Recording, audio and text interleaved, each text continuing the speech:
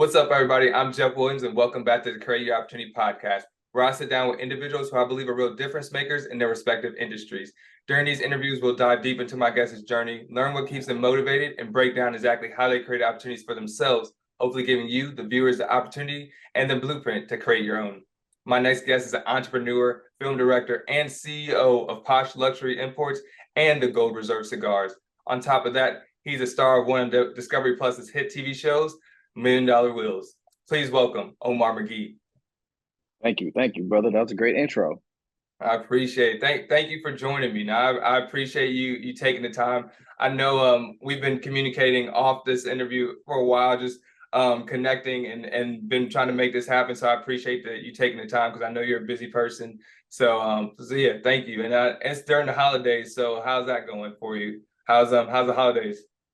Holidays are always busy, just preparing for the launch of the Rose Gold Reserve.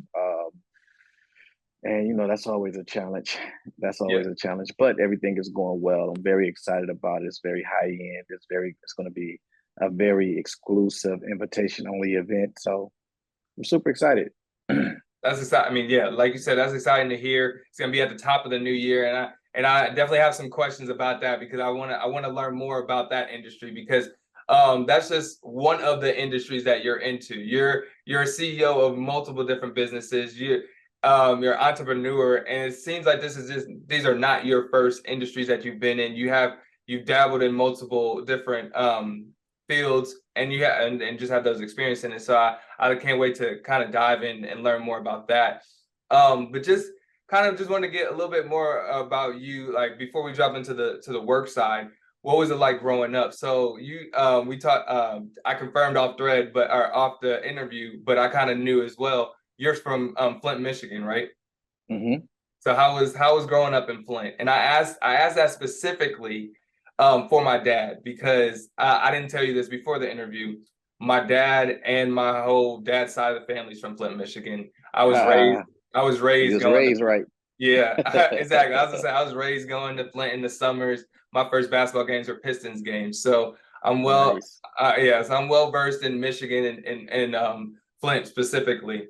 So I wanted to just hear about your time there and your childhood in Flint and see how you experienced it.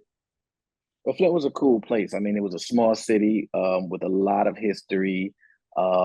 It was a very thriving city. It was like sort of like the first Atlanta back like 50, 60 years ago with General Motors and things, and everybody from the South running up to the North to, get jobs in General Motors. You didn't have to have too much of an education to make, top dollar. Definitely becoming, and it kind of helped form the middle class throughout the United States with the UAW, the union. So Flint has a great history. It's just that was actually before me, so I didn't see a lot of that. When I came up, it was the shops leaving, the drugs inside, being shipped inside the city, and the crack epidemic, and it was pretty tough. Lost my mom at an early age, baby of 8. Lost my mom to alcoholism. Lived on the streets for a minute. It was pretty tough. It was pretty tough. So, but it's something that I don't regret. I mean, it taught me how to see and understand things at an early age. One thing about being from a small city, you can't run from your problems, so you're forced to face them. And that's one of the things that I always took pride in. Is like you're in a big city, if you do something in Inglewood, you can go to Compton, nobody never see you again. You know what I mean? It's not that way in small cities. Whatever you do, it's instant. Your karma is instant. It's the consequences you can't run from. So you learn how to face things and don't run from things and problem solve. Even if it's life or death, it can be very serious, but it teaches you valuable lessons that you take and use throughout life and learn how to apply them to, the things that you're doing now. Definitely. And just want to say that sorry to hear about your mother because I mean at any age that's hard to deal with, especially at a young age. And Yeah. and and like you said, you that was just experience that not that specifically, but just your whole life growing up is something that you learned from and don't regret. That's I'm just saying what just reiterating what you said. But you said you're the youngest of 8. Is that or Yeah. I'm so the you baby of have a lot 8. of A lot of siblings. And are you still close to your siblings? Very, very close. I have a very tight knit family. We're very close. We talk every other day, if not every day.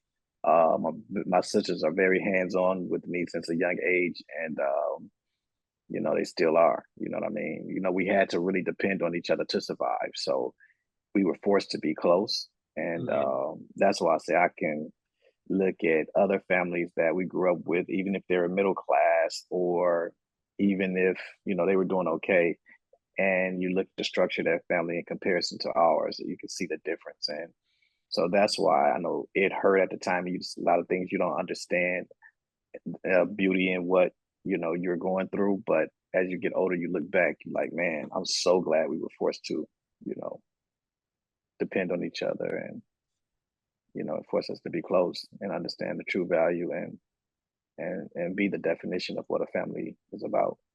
Definitely, definitely, and that's great to hear. Always, it's great to have close. I mean, just be close with your family, especially in a bigger family like that. To be so close with all your siblings. Being in the Midwest, I like you said, there's not a lot to do. Did you guys play sports growing up? Oh, my whole family, I'm a McGee brother. We all play basketball from, Oh yeah.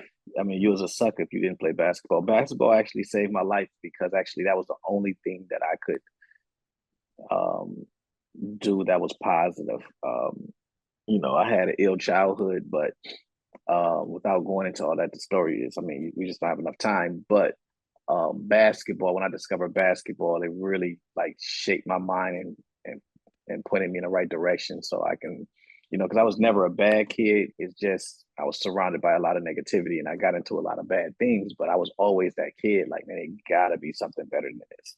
And then I remember I got in a really bad situation and I was sitting on a corner one day and I was looking at it's this place called Sherman Ave and Sherman stores where like all your drug dealer pimps and everybody congregate in the middle of the day, and I'm sitting there at the store just looking like, man, this cannot be the rest of my life. Like like where's the angle?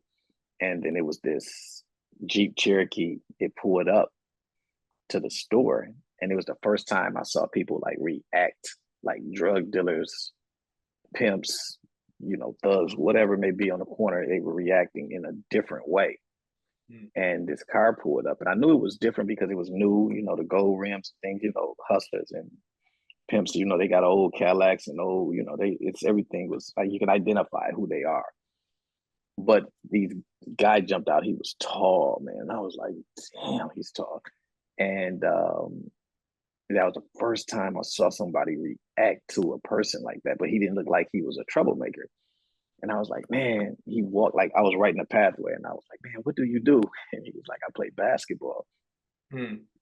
And it was Glenn Rice, Mm. That's right? cool. So Glenn That's Rice. really And then cool. another guy jumped out that was not as tall, but everybody really went crazy. And it was Andre Rison, Okay. right? And they played high school ball together. They won a state championship. They were awesome and Dub. And that's what gave me the idea of like, oh, sports can get me out. And then obviously, my first cousins, which they were all gone already, but they were, the McGee twins and JaVale and, that Mhm. side of the family. So I knew basketball was in us, and, that's how I got out the hood.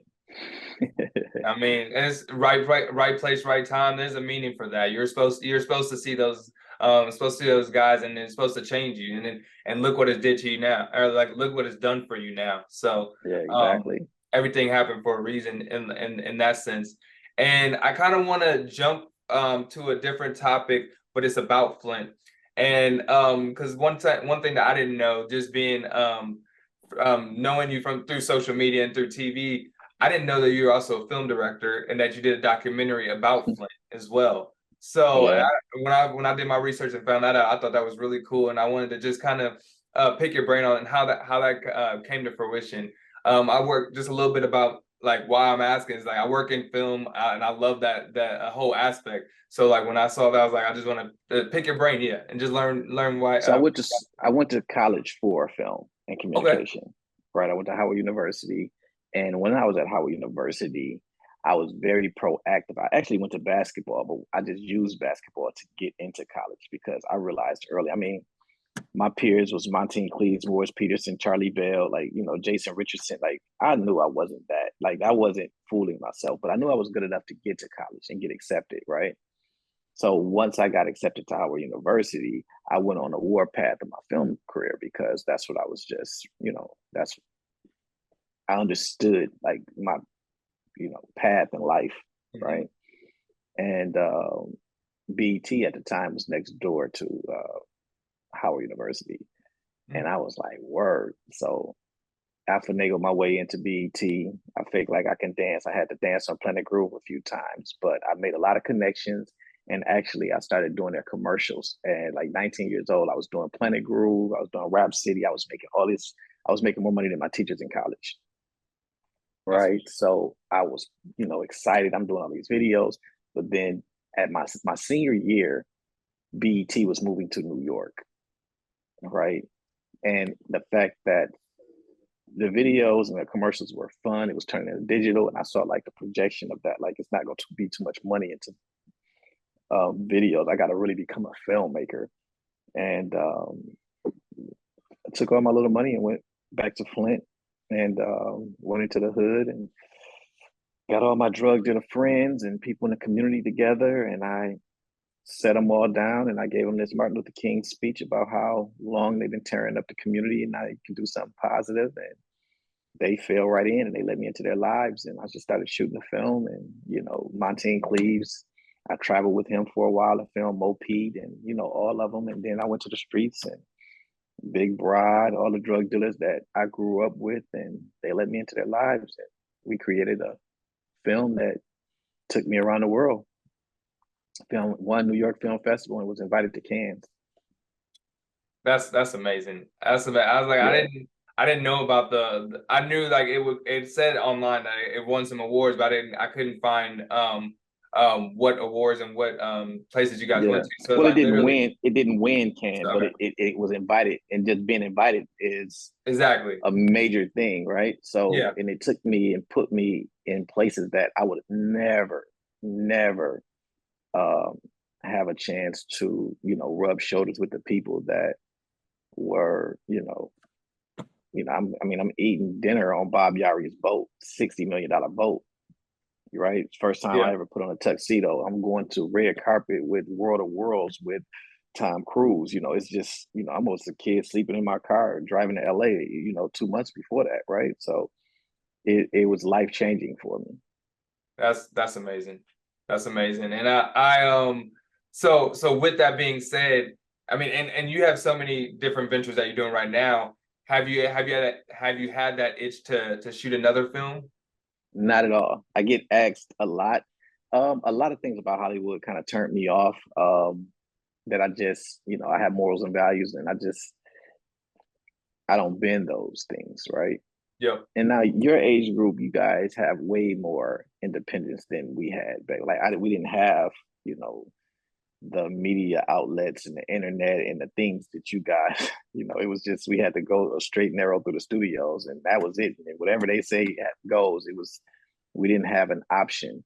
So you guys have multiple streaming networks and things. It's just I couldn't fathom being a filmmaker right now. It's like it's so much content that's needed, and you guys have the world at your fingertips. Yeah, it's definitely I mean, obviously a new age and just new resources. And it's crazy to see all the different projects that are out there because of all the avenues, like you mentioned, for people to release their projects. So it's interesting to But see. it's a good thing and a bad thing though, because at the same time, it's like you spend so much time and money on this product, and people pay attention to it for like a week. Yep. See, when I was coming up, like, you know, a movie lasts for months. People enjoyed it, they listened, they talked about it. But now it's what's next? Literally, movies are in the theater for like a month and then they're already available for Yes. streaming and literally people are just asking for what's next, like you said. Yeah. So it's on to Crazy. the next one. They're looking for a franchise. If it's not just it can't just be a small idea anymore that's changing the way people think. Mm-hmm. It needs to be Yeah. something bigger for it's crazy. But like you said, you gotta pull people's attention when you can just tweet now or you can get a little TikTok Yeah. that's only a couple seconds. So how do you actually contain their engagement for so long? It's Yeah, a interesting problem that people have to have now. yeah, it's crazy. But yeah, just jumping back into one of the things that you mentioned, you said you went to Howard, and so as correct me if I'm wrong, you and your daughter are both alumni of Howard now. Are there more Howard alumni in your family? Yeah, I have a nephew. Um, he went to Howard as well. I have another nephew that went to Howard. Yeah, but the rest of them went to like Virginia State, Grambling. It was, it was a few more that went and did their thing at different HBCs. I was the first one to leave, so my nephews and nieces they all followed. So Nyla, she's not my daughter; she's my great niece. I raised her. Apologies for that. Gotcha. So she didn't have too much of an option. She had to go to Yeah. AU. You know what I mean? It's But all good. how is that seeing her now graduate and be Ah, successful man. outside of college as well? Man, it's so dope, man. Just to sit back and watch, you know what I'm saying? And just let her be and do her thing and see where she's gonna go and what she's gonna accomplish.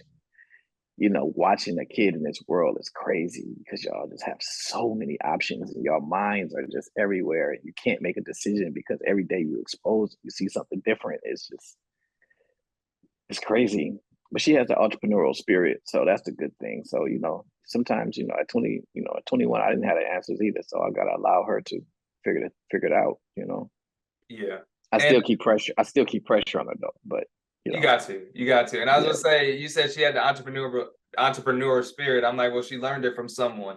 oh yeah, yeah, yeah, yeah, yeah, She got it directly from you and the family. yeah, for sure. We keep that pressure on her. That's Expect great things.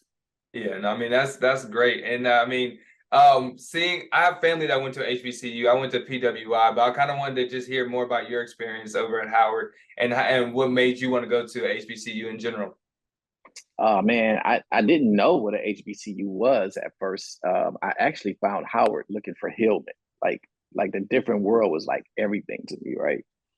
And I was always fascinated with the middle class and rich. Like I was just always as a kid, no matter how poor I was always fascinated with like, man, the kids who had the new Jordans and cool, wasn't fighting, wasn't selling drugs, wasn't trying to kill nobody, just was cool kids, man. You know what I'm saying? Exploring the world. And that was just something I always idolized as a kid.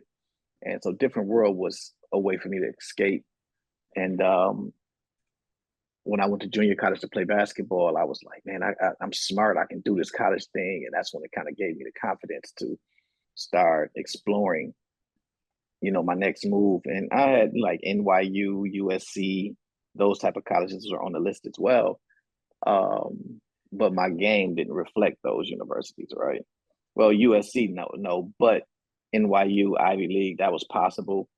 And I was like, man, you know what? Let me try Hillman, man. So I was like, I went on there and, back then it was directory. So we didn't get on the internet. It was booking them. And I saw Howard and I remember Howard on, a lot of the characters, how everybody wore Yeah, Morehouse Howard. Yeah. And that's why I was like, Howard, that's what I'm going to go. And I started exploring Howard and I will realize it was the Mecca. And it was just like, oh, this makes perfect sense. And it was one girl that graduated from my high school. I will never forget when everybody walked across the stage and they say what college you're going to. Everybody was like, I'm going to Michigan State, I'm going to Michigan, or they were going to junior college, or they wasn't going to college. When they said Howard, the whole place went crazy. And I just never forgot that. And I was like, oh, makes sense. That's where I'm going. that's what's So up. that's the true story. As a so a little bit. I lived in Indiana and I went to PWI, and I didn't know too many people outside of just like my family members that went to HBCU, and they all went to Kentucky State. So I didn't know anybody that went to Howard until moving out here. Now I've been out here in Los Angeles. It's a melting pot of everybody. I met so many people from Howard. It's crazy, Yeah, our and alum is ridiculous. yeah, I was like, they talk about it like it's the best thing ever, and I'm jealous because like I've never had that experience, but I try to go back to Kentucky State homecoming with my family to kind of get that little taste of what an HBCU is. But do you go back to homecoming at Howard? Because I know homecoming is Yeah, a we just left. Well, I didn't go this year. I went the year before. Yeah, yeah. I mean, Howard. I mean, actually, I'm leaving next week. We're going to do the cricket celebration bowl in Atlanta. I'm hosting a party for Howard University. So yeah, Howard saved my life, man. It was the best decision I ever made. If I was 18 again and I had a chance to go to any school in the world, I would still turn right back around and go to Howard. I would experience that 100 times over. That's cool. And Wouldn't change anything. yeah. I mean, that's cool to see. And Howard, I mean, in my eyes, this is just from my vision. It's like Howard's just getting more and more recognized. HBCUs are just getting more and more recognized Yeah, and for sure, for appreciated. sure, for sure. There's You know, little, like I always tell people, we fight all the time. Like all of us HBCUs, we always fighting for. Yeah, I mean, we obviously know who the crown is. That's not even a question. yeah, But we always fight, and but we protect each other. Like we can talk stuff about each other, but nobody else can outside of the HBCU world. So we're very protective of the HBCU movement, and it may not sound like it when we talk to each other, but we definitely all support each other. definitely, definitely. I feel like, yeah, like it makes sense because I from an outsider's perspective, I obviously went to PWI. It's like Black people, you don't know everybody, but you're always gonna look out for somebody if you see someone around you. That's just Yeah. how I envision it. But no, every person from a HBCU, they have their favorites because they went to one. But they always say, yeah, I would definitely go to HBCU over PWI. So they're definitely rocking and repping and looking out for the HBCU people. Yeah, it's a different experience. I did an exchange program at USC, and I just felt like, man, this is like wine and cheese. It's like, dude, I'm a number. Nobody knows me. Like Yeah, everybody's scattered. It's just it was a different. And I mean, I don't knock it. It's just what you were used to. Like I know my teachers. Like I still talk to my teachers today. Like yeah. I went into USC. I was a number. I was like, this is crazy. You know, like when I won the New York Film Festival, the whole communication department sent me flowers and they celebrated, and that's That's a what whole we different. do. Yeah, as I said, that's just a whole different experience because that's more like family and people that actually care about your well-being, your career, and your growth. And like you said, at USC, you're a number. You can fail, you can succeed. You're a Yeah, number nobody that just, cares. yep, exactly. It's wild. Um, Yeah. Jumping back into more family stuff and to kind of where you are now. So and correct me if I'm wrong, did you start in the car industry working for your dad? Well, I wouldn't call it working for my dad. I think it was called working for free. Um, yeah, my dad had a collision shop, and my dad always knew that I was a natural born hustler. So once my mother passed and I went on to, get everything together and started playing basketball, my father was very adamant about me working. Like if I wasn't playing basketball, he had me at the shop working and learning the business. And he just didn't want me in the streets because, he felt that, if I had a taste of that street money, I will be, the next Dickie Barnes or something. So he was like, yo, you gotta, nah, I'm not giving you room to breathe, which was genius on his part, right? Mm-hmm. And but dealing with that, running the bump shop and learning cars and learning how to build a business from experience and working on his side and learning everything it is to know about a business and how to start one in small business and the SBA and all these different things that you know kids my age would never get a chance to experience. Most kids, their parents come home from work and they just tell them how hard their day was, but they don't have no type of experience of running that company or understanding what their father or mother, they do on a daily basis. So, I was fortunate enough to, and that's why I went to school for communication because the business part was easy. I just need to sell my story or whatever I'm building. Yeah, it's almost like you got the game for free, but you definitely put in the work to learn the game. Oh yeah, I definitely working on cars was not like that was my motivation to go to college. I was like, yo, I can't do this for the rest of my life. Right. But Yeah. Yeah, as I say, again, like you say you can't do this for the rest of your life. So what motivated you to create your own car company, your own luxury car company? I was gonna, yeah, because just jump into that. I had all the answers to the test. And that's why I when I got to California and I decided I didn't want to go into the film industry. I don't know if you know this, but I started a high school called Executive Prep. It was Yeah. the number one school in the state of California for educating African Americans, right? Sent over 400 kids to college.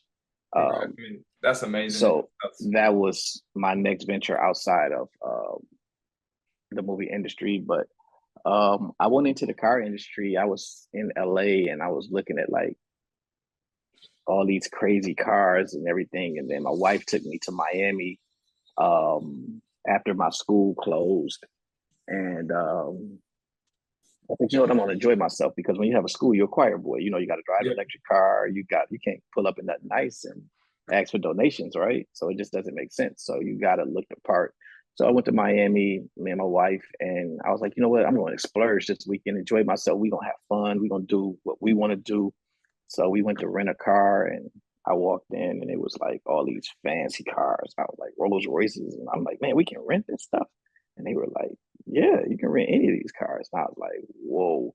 And my wife looked at me and was like, oh, Lord, here we go. And yeah, that's when I started putting the plan together. And what I did was I was like, you know what? I went for Aston Martin. And then once you want to learn, once you make your mind up about a business and you want more information, you have to spend in that business. So I was like, you know what? Give me the Rolls Royce. And once I, asked for the Rolls Royce, it's a different conversation. And I was asking them where the owner was, and they were like, he's not in right now. So I was like, okay, cool. I'm not tripping. So we signed the paperwork, and he walked in, and I was like, yo, I went over there and started speaking to him, and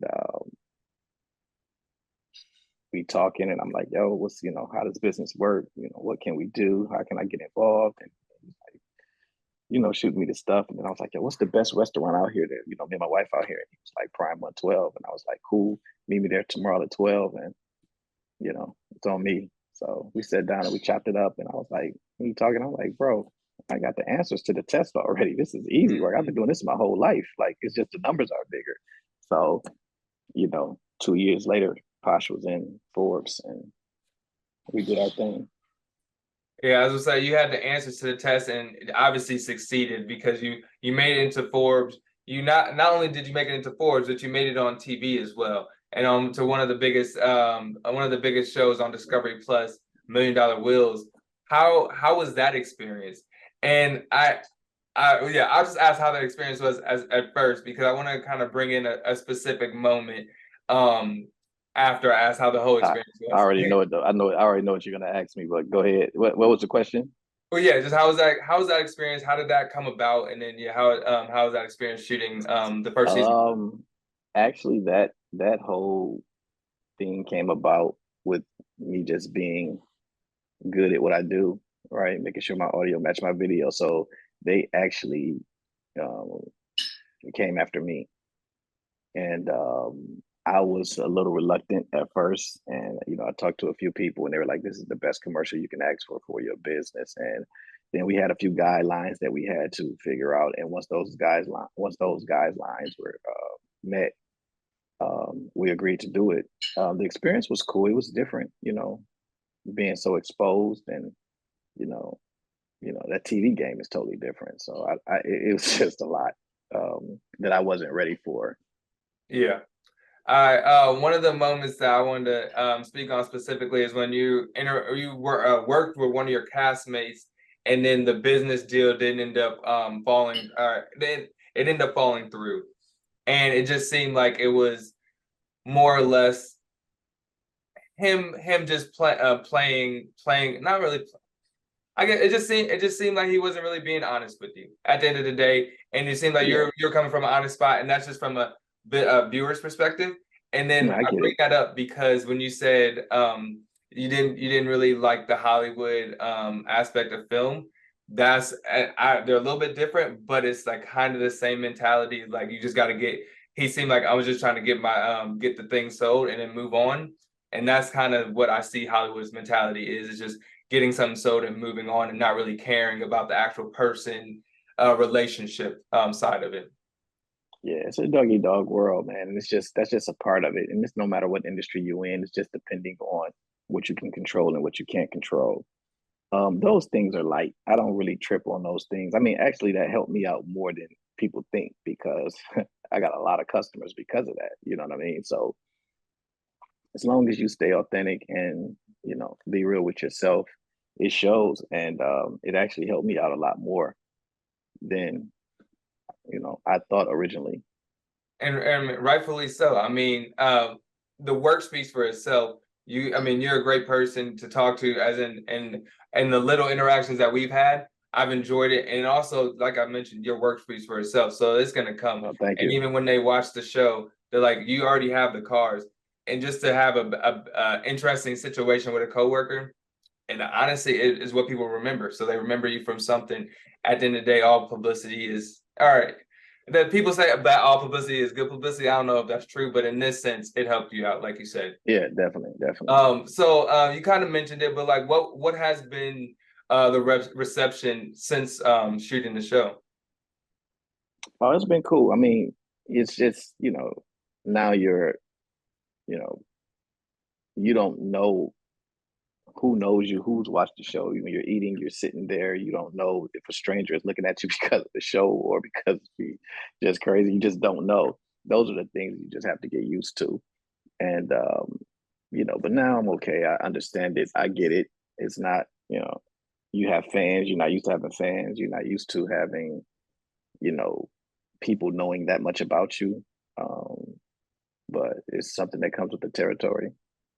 That is interesting. I couldn't imagine someone walking up and acting like they know you and your Yeah, wife, or you and your family, or just yeah, like you, how you're feeling in that moment. I'm like, that yeah. was something you recorded months ago, eons ago. I'm like, and it's They just know you, brother. a They know small, yeah, you. exactly. Like there's a small Yeah, section of they'll your walk life. up to you and start talking about the whole thing. I remember when he did this, you, and you're just like, man, I don't even remember this stuff, man. But it's a But part of it. yep, Yeah, it's a definitely part of part it. of it, and hopefully some of those, and I mean I already know, but hopefully some of those people will translate to buyers and future custom clients Oh, for for you. sure, So, for so sure. it all worked out and in the best. And wanted to jump over to another venture, the one that we kind of teased at the beginning, that's releasing January 6th. So the Gold Reserve cigar. That's releasing January 6th. First off, congratulations there on Thank you. that venture. How has that come about? Because I know it's been years in the making. As in, like, you're not new to the cigar game. I've seen Mhm. you through social media talk about cigars, but this is releasing now. So how did we get to January 6th in that sense? I've been working on this for around 2.5 years. I I came to the conclusion with signing with CLE Christian Aurier, which is a world renowned blender. He's amazing. So I wanted to go with somebody with credibility. I didn't want to disrespect the industry. People go to a tobacco class and I did become an aficionado in tobacco, which is crazy to me when you have individuals out here and families and been doing it for 400 to 200 years, and now you know more about tobacco than them, right? So I Mhm. didn't want to come in and disrespect the industry that way. So I wanted to come in with and partner with someone with the history, the credibility, where I don't have to explain where this cigar, come from. So I can go to like the Havana Room and Mhm. the 8 Hotel in Vegas and those type of, the 8 Cigar Lounge in Vegas, and you go into those type of spots and and you're respected and recognized, and you know it just makes sense. It's a smart business move. Definitely. I know Yeah. you mentioned that you didn't, or you partnered with somebody to get into this business. But what is the like competition like in the I didn't cigar world? partner. He just blended it for me. So it's Sorry. my Okay. cigar 100%. So Okay. I just want to make that clear. He blended it for me. Gotcha. And yeah. Okay. So within, yeah, so with you being the full owner of this and of this company, what has been like the competition like for in the cigar world? Because I assume it's different than imports, but also similar, there's also some similarities in the networking and just the communication side of it. Yeah, I mean, the cigar world is totally different. It's a social platform. my goal is to always put together the most expensive modern day campfire I possibly can put together. And the industry is like, you know, the rotary phone. They do the same thing over and over again. I just have so much I can bring to this industry that hasn't been done yet. And I'm excited to do so. And it's so far it's been great. I haven't even released a cigar yet, and it's doing well. The attention, the excitement, the customer base is growing every day. So yeah, I'm super excited. Well, I mean, I'm excited to see the actual launch January 6th. But like you said, it's been a long time coming, and you're well versed in the industry, and I'm just excited to for that day to come. And I Yeah, just no wanted question. to so kind of wanted to ask more general questions about you about being an entrepreneur, because there's going to be a lot of people watching this that kind of want that have already got some gems from what you talked about, but I kind of just want to ask, like, in a general sense, what's like some advice that you would have for someone that's like trying to start their own business? Because you've done this for multiple businesses, multiple industries. Is there like some advice that you would recommend? Um, find what you love and monetize it. I know it sounds very simple, but it's just that simple. It's because passion and love and excitement is the only thing that's going to get you through the hard times. Because what we do is no cheerleading squad. There's nobody there telling you that you're going to be great. There's no one telling you that this is going to be successful. You're going to have more people telling you it's stupid and it's not going to work, or something negative, until it's accomplished. And once it's accomplished, everybody is, oh man, this is the greatest idea in the world. And those are the things that I think the average person is not prepared for, is people not believing in you. And that should be your motivation. That should be your gas. And it's my gas. I use it as fuel. And then coming up with creative ideas of, finding streets that's empty. Most people do the same thing. Those streets are crowded, you know, traffic is thick. I try to find lanes that's open and, take advantage of them and go at them 100%. That's yeah, I mean that makes total sense. And one thing you mentioned is that some of that motivates you. That was my next question, is like, what is your ultimate motivation? Because you work harder than most people I've ever met or heard of, because you got multiple businesses, and on top of that you got family that you're inspiring and holding down as well. So like, what just motivates you to keep going and to open new businesses and to continue growing in that sense? It's nothing else to do. What else is it to do, right? Like, should I sit still and not do it? All right. At the end of the day, like, if you think about it, it's very simple. I don't really overthink things. I keep things simple. And creating new businesses I mean, that's the guy gift, right? You got to take advantage of it. You got to use it. You got to give it to the world. You got to create the product. You got to do, the best you can to, create these entities and give them to the world and smile and have fun while you're doing it. I think that's the best way to look at it. And always make sure your audio match your video. Like, whatever you say you can do it, right? And be authentic as possible. And stars will line up. I think that's the true definition of faith. All right. Definitely. So yeah. No, I appreciate that. That was great. Just I have a couple last questions before to close it out. I know I've taken a lot of your time already, so I appreciate it. Just hopefully these are a little bit lighter to have some fun with. You've worked with so many different cars, from older style cars that we talked about when your time in Detroit, to obviously the newer luxury cars right now. What was your dream car when you were growing up, and is Oh it shoot. different than what it is now? Do you have a different dream? My dream car when I was growing up, in all honesty, was the 5.0 Mustang.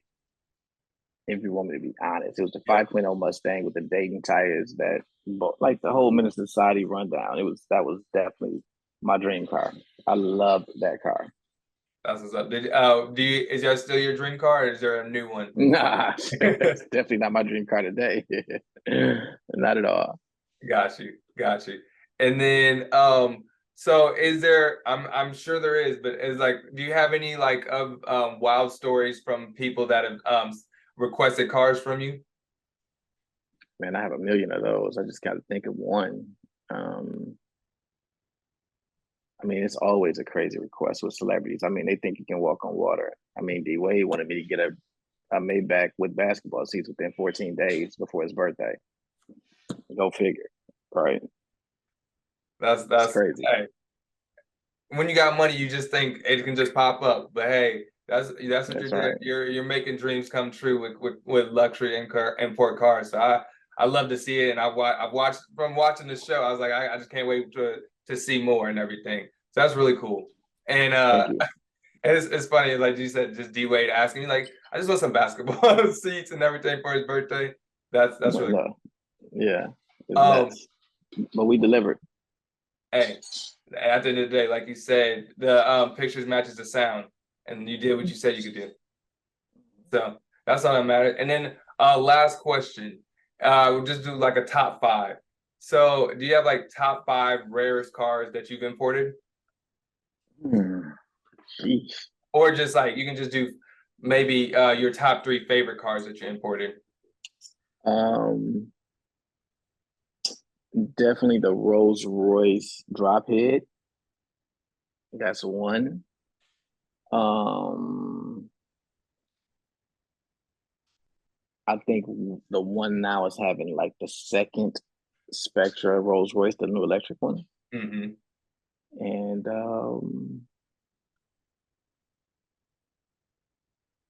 I would say for probably my first car sale, my Ferrari 488. My first sale, that was the most exciting That's what's up. time in the industry. So I would say that. That's what's up. And I mean, and the first one always got to be is always gonna be memorable. So that's cool to hear. And I'm a big car person. Got that from my dad as well. My grandfather actually worked at GM in Flint, so it's like it's just I got cars. I'm just a fan of cars. So hearing those were it's just cool. So I think mine now is a Corvette, but that's just my dream car because I want it next. I could obviously pick something more Yeah, expensive. I'm about to start rebuilding a '66 Corvette. So yeah, I'm a Corvette fan as well. I'm gonna have to ask you more questions off the interview, like what color, when it's done. I need to see photos, but no, I I haven't appreciate even started yet. It's just the idea, but I'm eventually gonna get it for sure. when it happens. We'll be talking about it now. But yeah, I appreciate you taking the time. That's all. I really wanted to just talk to you, pick your brain, just give you get some nuggets from you because I know there's so many people that can learn from you, whether it's from the film industry, the cars, the cigars, or just being an entrepreneur in general. There's so many nuggets and gems that you drop for us. So I really appreciate you taking the time. All right, thank you so much, brother. Appreciate you.